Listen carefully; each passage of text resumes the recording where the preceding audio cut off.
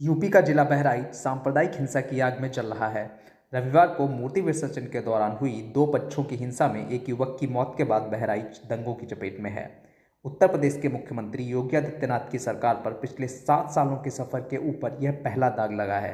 अभी तक माना जा रहा था कि उत्तर प्रदेश में योगी सरकार ने प्रदेश में होने वाले दंगों को कंट्रोल करके हिंदू और मुसलमान दोनों की ही रक्षा की है, मगर दंगा मुक्त उत्तर प्रदेश के नाम पर भारतीय जनता पार्टी उत्तर प्रदेश में ही नहीं पूरे देश में वोट मांगती है। पर अब उत्तर प्रदेश सरकार के हाथ से यह टैग भी खत्म होने जा रहा है। सोचना होगा कि कैसे ही हो गया ये यूपी में। इतनी सख्त सरकार की पुलिस जो छोटी छोटी डकैतियों पर भी इनकाउंटर करती रहती है, उससे कहाँ पर गलती हो गई कि दंगे की नौबत आ गई। हालांकि मुख्यमंत्री योगी आदित्यनाथ ने कहा है कि माहौल बिगाड़ने वालों को बख्शा नहीं जाएगा। उन्होंने कहा सभी को सुरक्षा की गारंटी है, लेकिन उपद्रवियों और जिनकी लापरवाही से घटना घटी ऐसे लोगों को चिन्हित कर कठोरतम कार्रवाई के निर्देश दिए गए हैं। आइए इसके पीछे जानते हैं क्या कारण है और ये घटना कैसे घटी। यूपी के बहराइच जिले में महाराजगंज इलाके में संडे को दुर्गा प्रतिमा का विसर्जन करने हिंदू भाई इकट्ठा होकर माता के भजन बजाते हुए यात्रा निकाल रहे थे।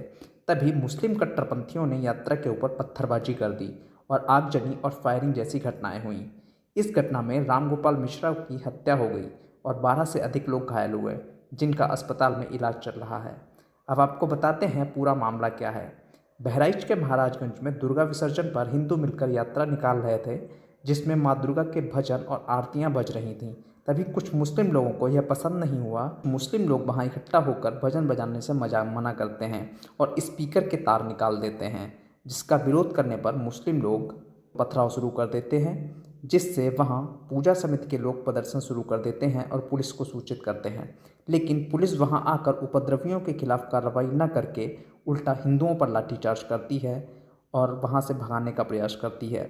इस दौरान रामगोपाल मिश्रा को वहां के कुछ मुस्लिम लड़के एक घर के अंदर खींच ले जाते हैं। उसके हाथ पैर के नाखूनों को खींचकर उसे कई गोलियां मार दी जाती हैं। मुस्लिम दरिंदों की करतूत को देखकर वहां के लोगों में भारी आक्रोश है। गाँव वालों का कहना है कि अगर पुलिस मौके पर पहुंचकर हमारी मदद करती तो हम शायद रामगोपाल मिश्रा को बचा सकते थे।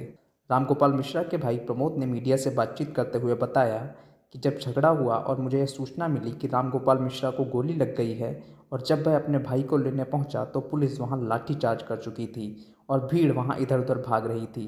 तभी एक छोटी बच्ची ने इस घर की ओर इशारा किया जिस घर में गोली चली थी, मगर पुलिस वहां हमें जाने नहीं दे रही थी। तभी हम दूसरे घर का दरवाज़ा तोड़कर वहां पहुंचे और रामगोपाल मिश्रा को उठाकर अस्पताल ले जाने लगे। उस दौरान पुलिस प्रशासन ने कोई मदद नहीं की। आधे घंटे तक भाई को लेकर हम लोग इधर उधर भटकते रहे और अंत में बाइक से लेकर उसे हॉस्पिटल पहुंचे। वहां उसे मृत घोषित कर दिया गया। रामगोपाल मिश्रा के भाई ने बताया कि पुलिस अगर हमारी मदद करती और हम वहां पहले पहुंच जाते तो भाई की जान बच सकती थी। हिंसा के बाद पुलिस, सीआरपीएफ और पीएसी को यहां पर बढ़ा दिया गया है और पूरे इलाके में अघोषित कर्फ्यू और 144 धारा लगा दी गई है। देर शाम रविवार सीएम योगी ने खुद ही मोर्चा संभाल लिया और हालात को अपने काबू में कर लिया। सीएम योगी ने पीड़ित परिवार से मुलाकात की और दोषियों पर कार्रवाई करने का पूरा आश्वासन दिया है। मुख्यमंत्री योगी ने पीड़ित परिवार को 10 लाख रुपए का मुआवजा भी दिया, मगर वहीं विपक्ष योगी सरकार को घेरने में लगा हुआ है और मुस्लिमों का पक्ष लेते हुए समाजवादी सरकार के सांसद जियाउर रहमान ने यूपी में राष्ट्रपति शासन लगाने की मांग भी कर दी। साथ ही कहा कि जो दोषी हैं उन पर सरकार को सजा देने का अधिकार नहीं है, अदालत उसे सजा दे। बीजेपी सरकार में कई फर्जी एनकाउंटर हुए हैं। अब फिलहाल देखना यह है कि योगी जी कैसे इन दंगाइयों से निपटते हैं।